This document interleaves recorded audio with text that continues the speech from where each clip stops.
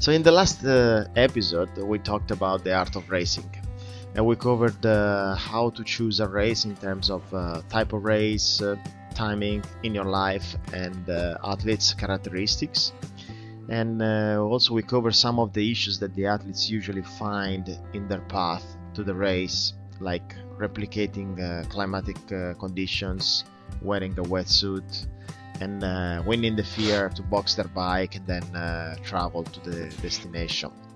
The topic is vast, and that's why we decided to continue to talk about the art of racing in today's episode. Welcome to Season 2, Episode 13 of our podcast with Coach Joao. Hello guys. Coach Alessio. Hello, buongiorno. Yeah, Coach Melina. Morning. And myself. And this is Chat with BR Coaches. So we said that racing is an art, like for example coaching. How long does it take to master it for a professional athlete, if there is a figure for this, and how long does it take for an age grouper? What do you think, Melina? Do you have some figures for these or some indications? I'm not sure you can put a number on that or specify how long it's going to take, because you learn every race is different, and you learn at every race. I mean, we watch pros do like their 100th race or something like that, and they can make what could be classed as fairly rookie mistakes.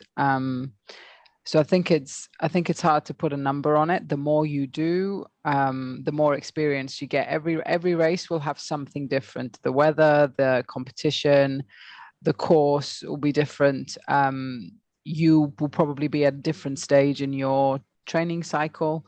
It might be your A race, it might be a B race, it might just be a training race, that kind of thing. So I think obviously the more you do, the more experienced you become. But I think if you get to a point where you say you've completely cracked it, I don't think that's an accurate reflection, because every race will have something to teach you. That's my view. Yeah, and I don't have figures as well. You get better every day, especially the pros. They have quite a steep learning curve at the beginning, because the effort that they put in terms of timing is it's a lot. So they remove a lot of variables, and then at a certain point you see them struggling, with one of the discipline or with nutrition. So now they have to focus a little bit more in details. But that's for the pros. For the age groupers, there is it's a question that comes from the athletes. So when I'm gonna go below 5 hours on a 70.3, when I'm gonna go 4:30, what's my potential? And if you look at their consistency in the moment, but you don't know who is speaking before what in the next 6 months. So it's something like what I tell them is like, you need to become body aware, at a certain point where you can control your body much more than being, like a boat with no sails, and there is a storm. Just go there, And I've seen that most of the athletes in a couple of years, they are able to become body aware and age grouper, and then they understand much better what's going on. But it's not a fixed number that we can find. Obviously, the time that you spend in training, it's probably 80% of the result in mastering the art of racing. But then there is that percentage, I don't know, that it's variable depending on the race, that is gonna make this thing much more accurate. And I haven't seen any studies about that. In the end, we are treated all as individuals, so it's not something that is fixed. What do you think, Alessio? What's your experience about, let's say, timing to master art of racing for pros and for? What you said is true, but for me the big difference is about the different background between age groupers and professional. Because before you became a professional, you need to have a huge amount of experience of race, and you have a lot of time to improve and get more confident, be more aware, gain more awareness. So the time to improve your art of racing is more or less the same. It's very individual. Many athletes takes more time, maybe because they train less, race less, so need more time to improve, to make experience, and be more confident with the art of racing. But once you are professional, uh, your background provides you uh, the, the the right amount of experience and uh, try to avoid mistakes, and you are more confident with race, with perform, and and maybe even the different aims between professional and age group make a big difference, because professional race for a job. This is their job, and not trying to do a good performance or personal best. They want to do the result to get money, get sponsorship, and everything else. For an age group, you can go for enjoy the race, perform well, but you try step by step to be more confident and gain more experience. This is the difference. So in the end, it's a difference in reality in art of racing between the two, because as you said, in the professional world now there are mechanisms where uh, you know racing for money, racing for a job, it makes the difference in the way that your attitude, the attitude that you have Yes. approaching the race. As we talked today in the in the podcast before the last week, even the travel, the planning to the race is pretty different, because a professional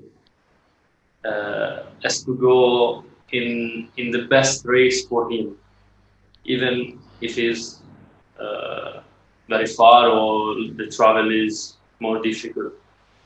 It's not the same for the age group. Yeah, I agree with everything that you guys said. I have a short time today, the podcast. Unfortunately, I cannot stay too long, but I think you guys covered every single aspect of the difference of how long gonna take to someone to get to master a race, and if there is any master race actually. I don't know if everybody ever felt like 100% control of the race. I think even the pros, they have some questions during the race, but they find sometimes themselves fixing and solving the problems of the race better than the age groupers, because of the experience probably and the level of fitness. But I think what one thing that helped myself to feel that I could control the race better was to know some benchmarks on the training.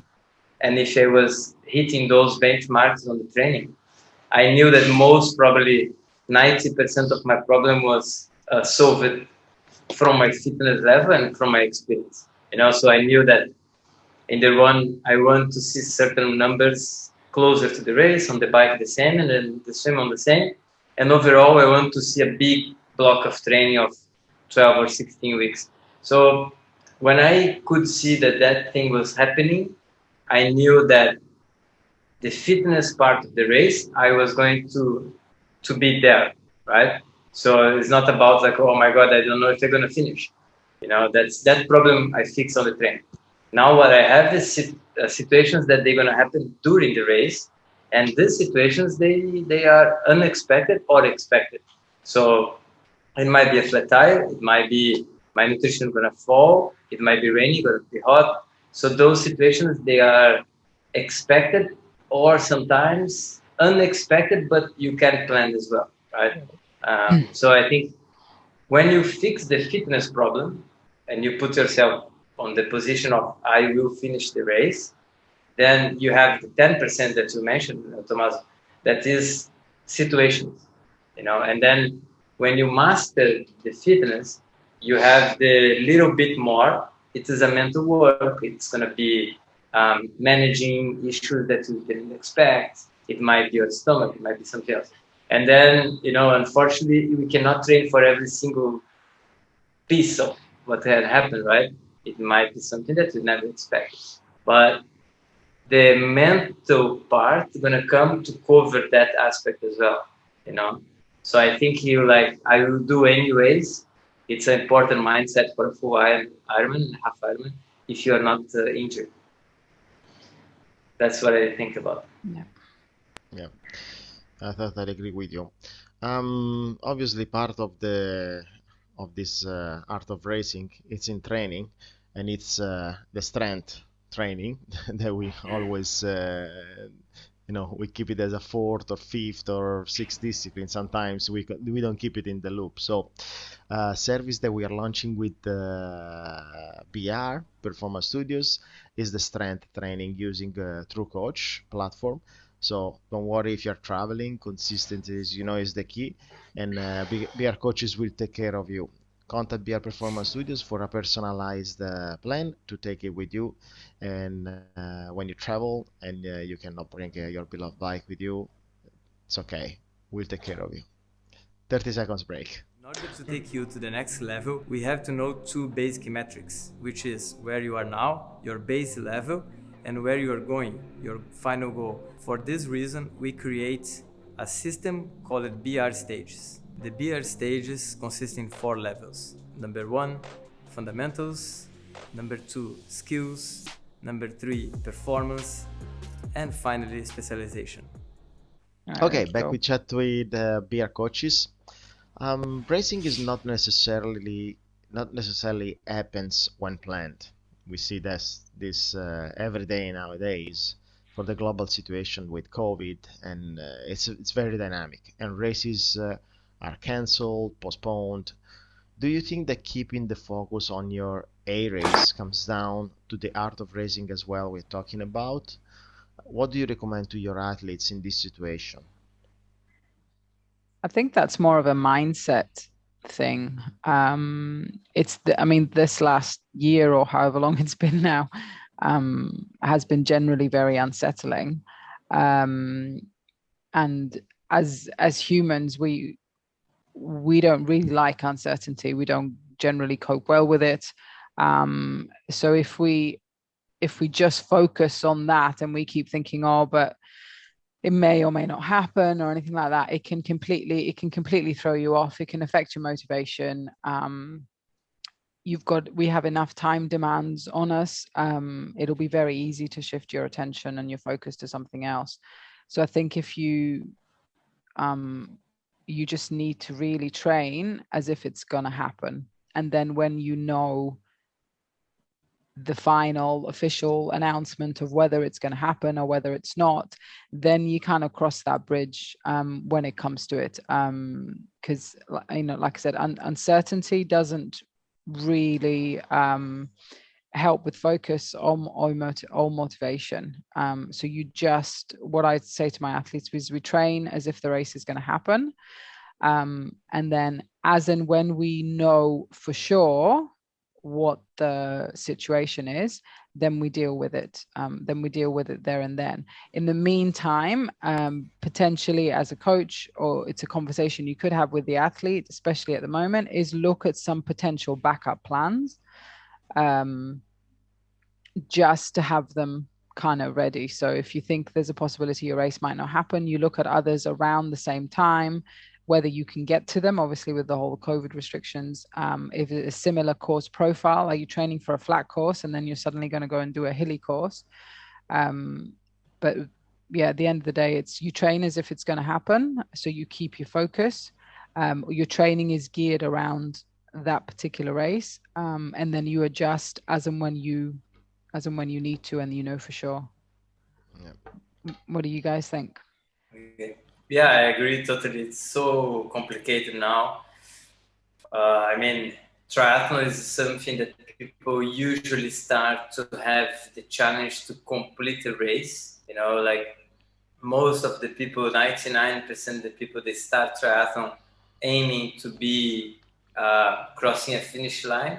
And a few people, very few people, they get to the point that they do triathlon as their sport without thinking to complete a race. You know, usually triathletes they are looking to train with a goal, a very specific goal, which is a race. And then when the situation, like Melina mentioned, is very unclear, it is part of the coach work and our job to explain that, you know, the preparation is actually the journey that you are looking for, and the crossing the finish line is one small part of the goal, you know. But the actual goal is to improve and find yourself uh, training for something, but more than this, improving your weaknesses in a certain areas. So I think it is a switch on the mindset from both, from the coach and the athlete. So the coach say, all right, no problem.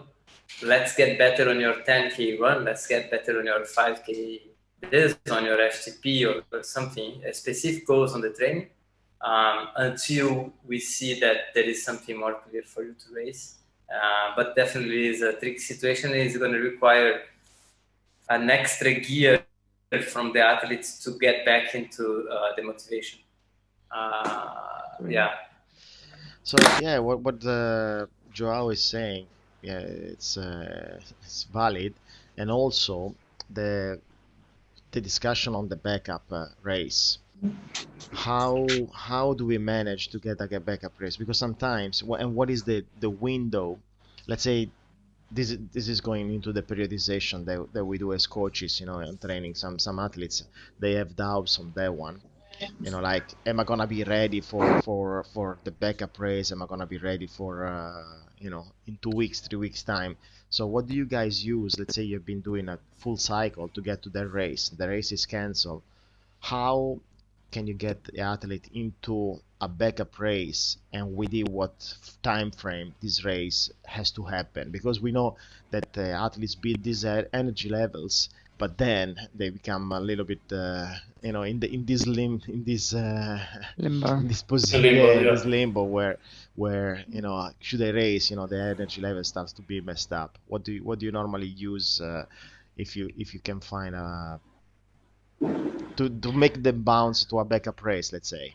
I think, I mean, the ideal would be to find a race that's around the same time, you know, pretty much the same date, and usually in, you know, not, and I guess I'm speaking non-COVID times, in the summertime, at least in Europe, you can always find at least you can always find another race. Um, I think, you know, within a month window, you can kind of work with it. Anything, I believe, that's more than that, you'd really need to adjust kind of the Completely training different, block, yeah. the tapering. You know, some of the key final sessions, the longer sessions that will be like your last big one before a race, you may need to adjust them. So, you know, it comes down, we've spoken about this pretty much on every podcast that we do. It will come up about preparation and getting it right on a day-to-day basis. So the earlier we know about a race, Yeah. the better we can prepare. And it's a very difficult situation at the moment. Like, I do feel for a lot of the athletes that are finding out that the races are getting cancelled within 1 or 2 weeks of the race, and it completely throws them. It feels like quite a, you know, a punch in the gut. But then on the other side of the story, you've got the organizers that are doing their best to try and put a race on. So they're trying to push it as much as they can and see, can we get to that point, and what are the COVID numbers going to be, what are the restrictions going to be? So it's a catch-22, and whichever side you look at it from, it's just not ideal. So we kind of have to roll with it, and for now accept that this is what we're dealing with. Yeah, yeah, makes sense. Alessio, do you want to add something? Yeah, personally, in this year, I try to take an advantage for this period, especially for the beginners or with the triathlete with less experience, that they have a weakness part, for example, swimming. We did a step back. That doesn't mean train less, but focus our mind on the weakest part and try to work more with the technique, improve the technique, different, less specific sessions, but that can help to improve the performance without the stress of the racing, of performance, and that's it. And for the more experienced athlete, I try to do a bit more functional tests or maybe virtual race. That's pretty hard for triathlon, but more easy for cycling or running.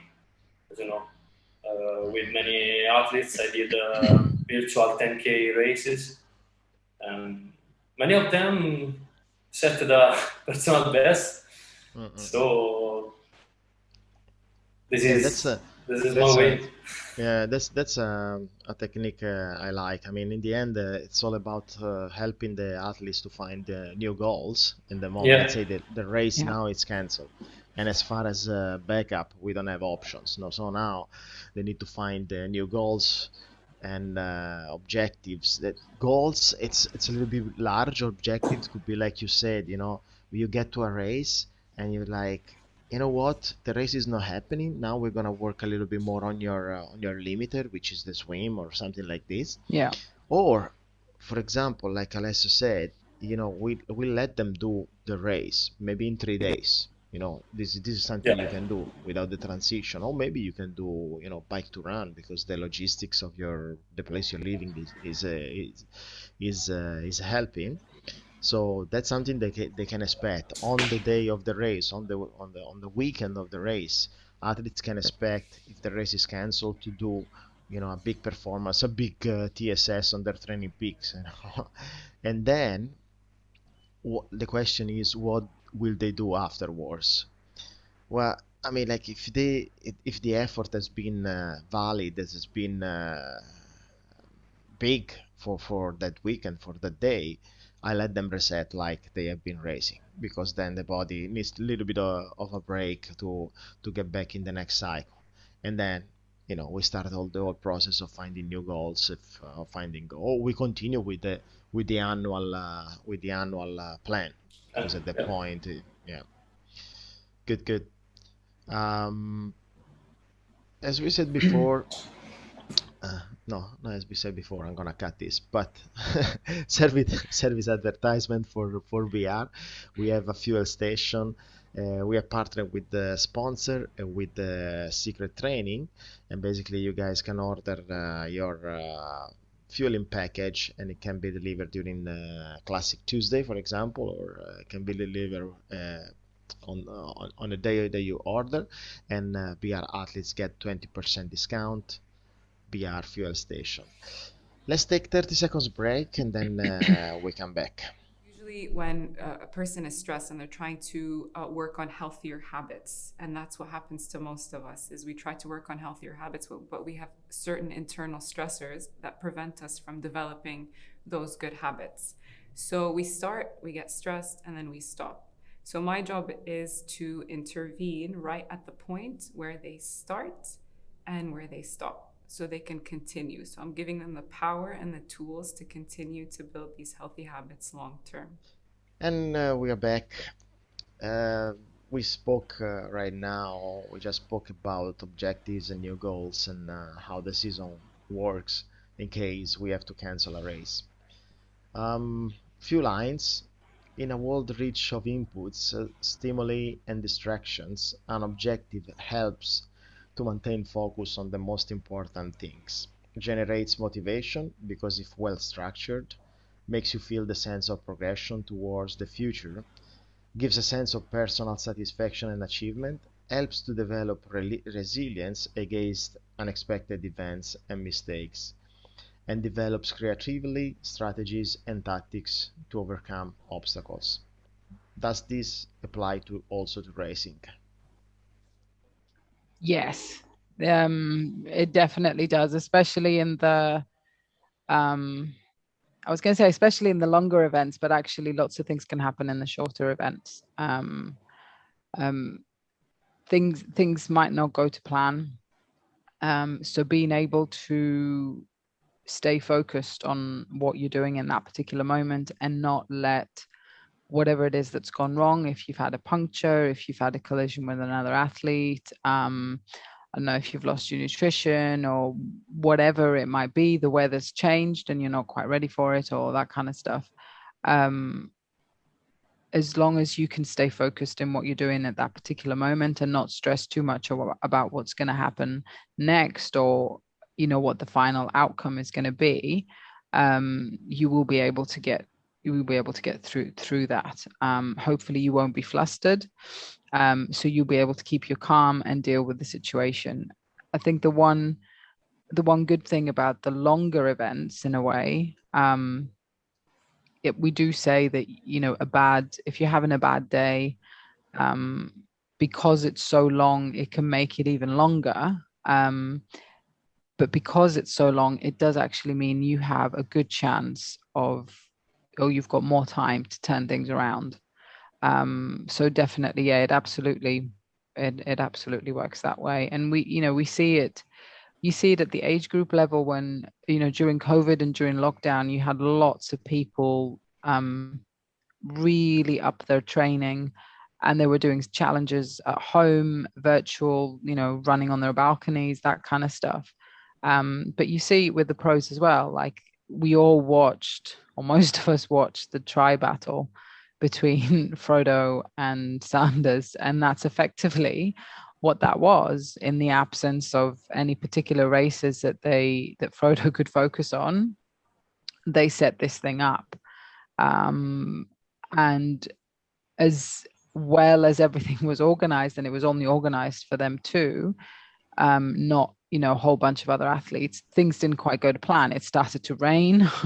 Like, the weather on the bike was atrocious. They still had to adjust to that. Frodo had that massive slip and fell and hurt his hip and stuff.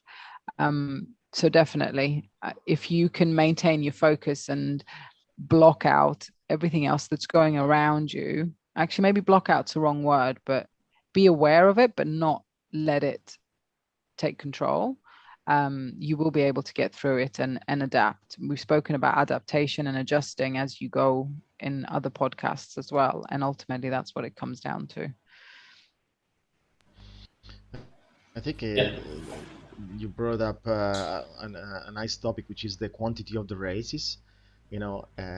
So on a long race, you have the ability, if your objective, if your goal is pretty, set, to overcome difficulties, but also in a season where you're racing like 20 races, local races and sprint and Olympics and duathlon and running and everything, the chances of things to go wrong, and they are pretty high because it's statistics.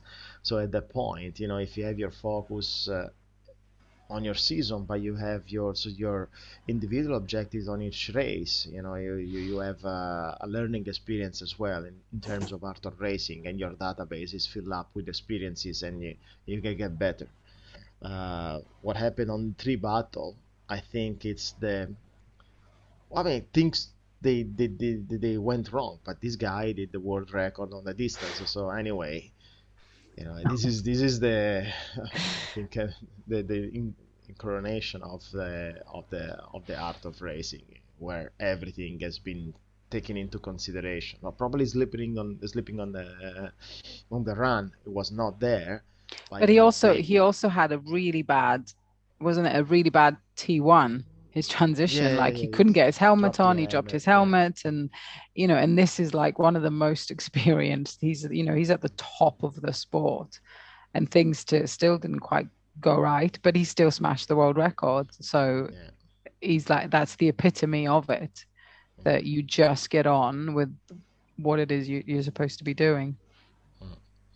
What, Alessio? How does this apply to racing? Having goals, having objectives. What do you think? Yes, for me, it's the same racing, and I agree with you guys.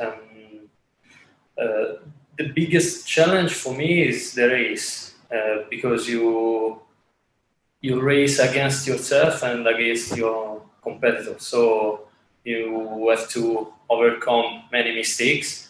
As you told Tommaso, more you race, more you can do mistakes, but you can make more experience to overcome. So you have more chance to fix the mistake done before. And that's it. About three royal battle, I think, yeah, this guy is two monsters, but they studied a very fast course to broke a world record. So it's a different kind of race for me. Yeah. It's a world record, but racing is another stuff with much competitors, with much pressure. I have a particular idea about this. That's fine. That's fine. That's I mean, fair enough. Rodino standards are monsters. yes, they are on another level. Yeah, The yeah, way, yeah.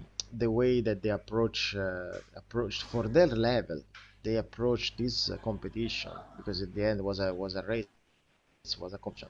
It was so meticulous and it was so detailed that this is the approach that each athlete should aim Like, in terms of, yeah. okay, I start from days before and I build to the race, because that's an art, and there is a little bit of science. There is a lot of science A in lot of it, science, yeah. but it's also the way that you personalize this flow.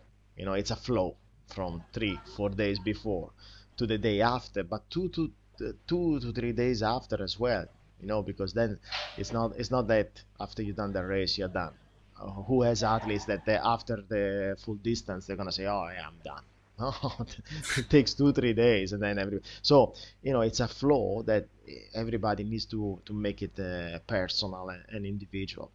Is there any experience that you want to share, personal experience in racing where your objective got you through the difficulties of the race, of the competition? As it ever happened that you're like, okay, if I didn't have a right and clear and weighted focus or objective, I couldn't have finished that race.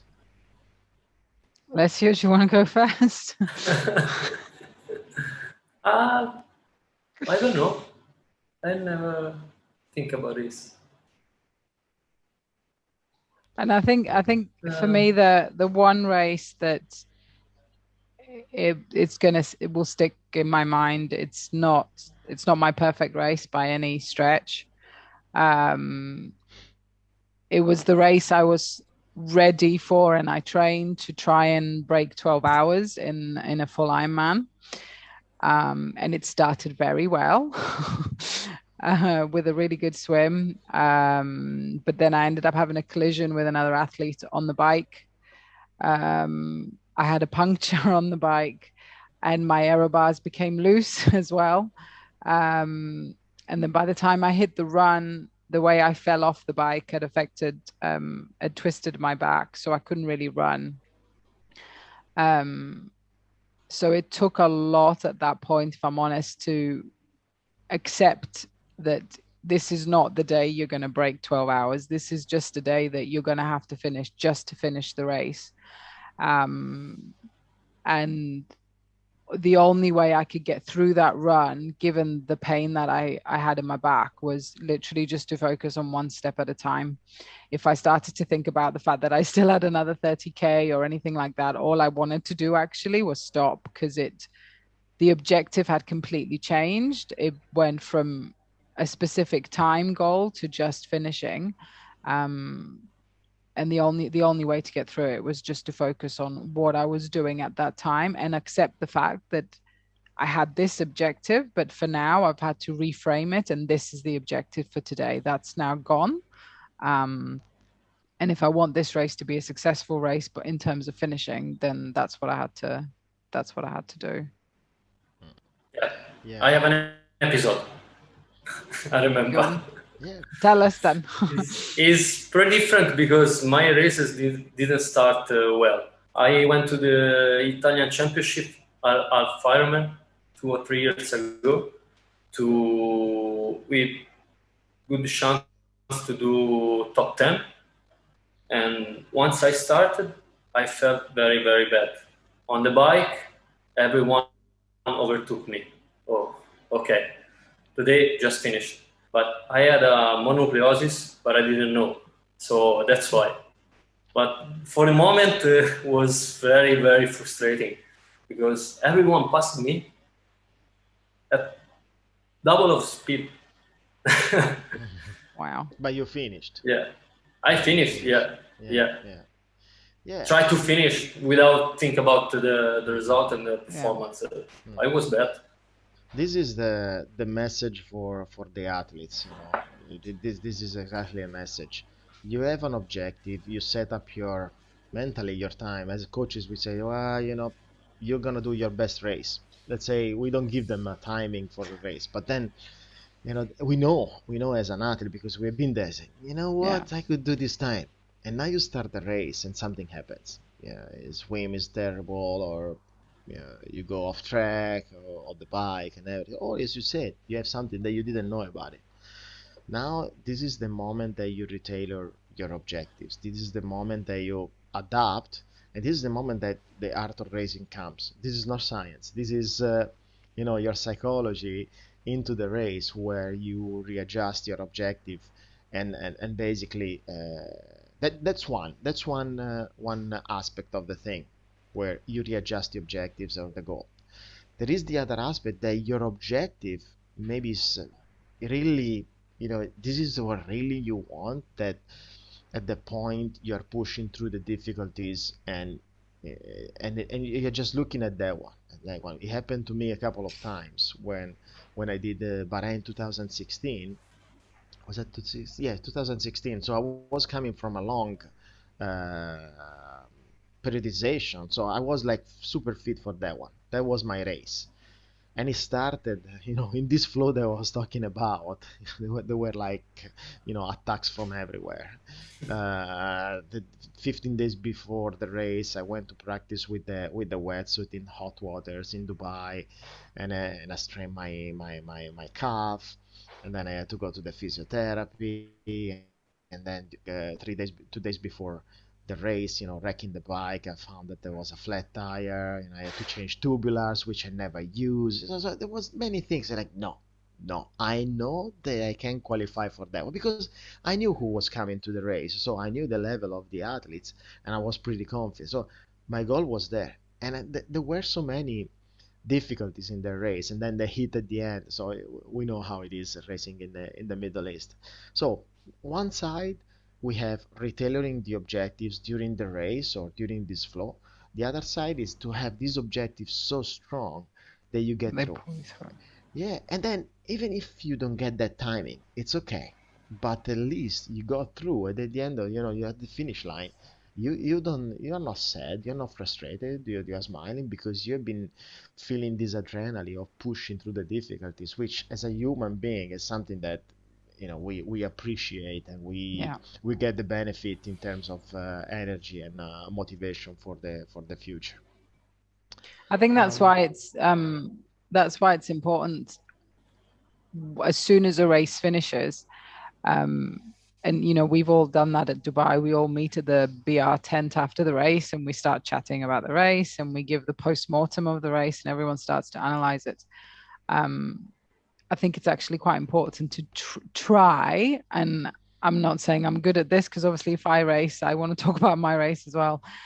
If you can leave the detailed postmortem for a couple of days, let the emotions settle, then you can have a little bit more of an objective look back at your race, so you can really take some takeaway messages and see what happened, whether it was good or whether it was bad or whether it was a mistake or things went really well, how you can carry that learning into your next race. I mean, I remember that particular race that didn't go well for me. I crossed the finish line and I didn't want to talk to anybody. I didn't want to talk to anybody. You had the volunteers saying congratulations, and I just wanted to tell them to leave me alone. This is not a good race. But actually, probably about a few days later, once things settled, I was able to see, do you know what? It was a terrible day. I still finished. I managed to change a tire in a race. I dealt with the cobbles really well, all that kind of stuff. So there were lots of good points about that day, even though it turned out to be a really bad one. So I think it's important when the athletes cross that finish line, and all they really want to do is have literally just have the post-mortem of the race, is just maybe leave it for a couple of days. I'm not saying not, kind of celebrate the race, but then sit down and have a proper debrief when the emotions have settled, and then kind of break it down bit by bit, because that's the only way you're going to take the learning forward. Okay, service advertisement before we take a break, and then we make the conclusion. On Monday we have a coached swim session at Blow Wave at 7:30. And on Wednesday we have Run with the Olympian at the track. So book your spot with the BR Performance Studios, send them an email, give them a call, and they will tell you the details about this service that we have at BR. 30 seconds break.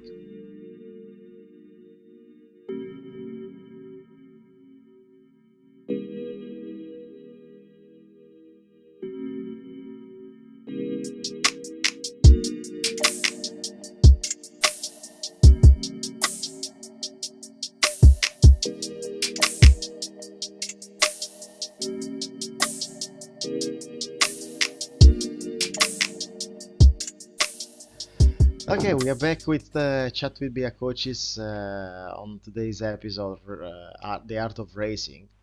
The topics that we covered were related to the ability to recognize when you are able to master a race or not, which comes in terms of years, especially for the age grouper. We don't have a figure of merit as coaches, but we can see that the more the athletes become body aware and aware of their skills, then it's easy for them to get into this flow of the racing.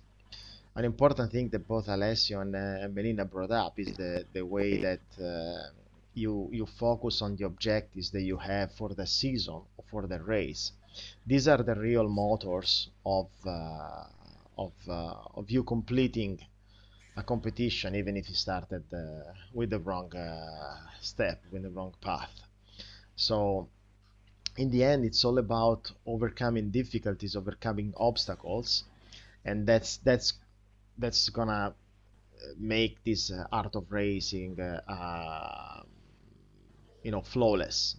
But it's never flawless, and we saw this one with Frodeno and Sanders. Even if they took into account many details, then something happened anyway.